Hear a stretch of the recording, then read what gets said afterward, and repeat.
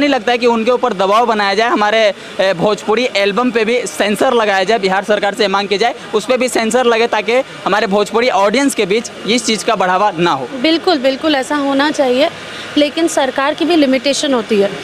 सरकार एक आदमी को, दो आदमी को, तीन आदमी को, मतलब कितने लोगों को सरकार भी रोकेगी? आई थिंक ये तो खुद अपने अंदर ये फीलिंग होनी चाहिए कि मैं जब कोई गाना गा रहा हूँ किसी भाषा का नाम लेके, तो भाषा मेरी मातृभाषा है, उससे मैं लोगों के सामने कैसे परोसूँ, कैसे प्रस्तुत करूँ, ये समझ खुद व्यक्ति के अंदर होनी चाहिए।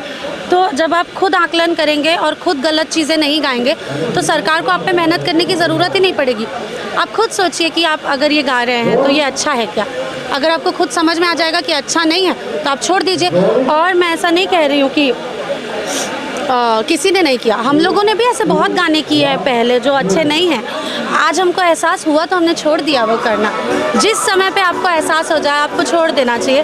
तो मैं यही निवेदन करती हूँ कि आप लोग एहसास कर लीजिए और जब भी कुछ गा रहे हैं, अपने मुंह से भोजपुरी शब्दों को निकाल रहे हैं, तो ये याद रखिए कि आप अपनी मातृभाषा बोल रहे हैं और इसकी सभ्यता और इसकी इज्जत आप ही को रखनी है। मैम, अभी हमारे छठ के बहुत सारे गाने हमारे भोजपुरी के जो आए दिन ट्रेंड में आते हैं, अभी पावर स्टार पवन सिंह जी का 10 साल पुराना गाना ट्रेंडिंग में आया है, क्या कहना चाहेंगे?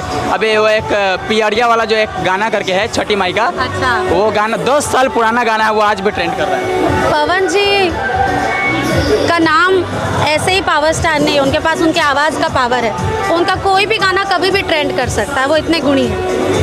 क्या कहना चाहेंगे चलते चलते अपने ऑडियंस को? बस यही कहना चाहूँगी कि आप लोग जितना प्यार और आशीर्वाद हमको देते हैं उतना ही प्यार और आशीर्वाद देते रहिए और हम अपनी आखिरी सांस तक यही कोशिश करेंगे कि आप लोगों के प्यार पर खरे उतरे, अच्छा काम करें जो आप लोगों को पसंद आए। धन्यवाद। मैम, अगर आपका मन हो तो क्या छठ का कोई 2 लाइन गीत हो जाए? चल।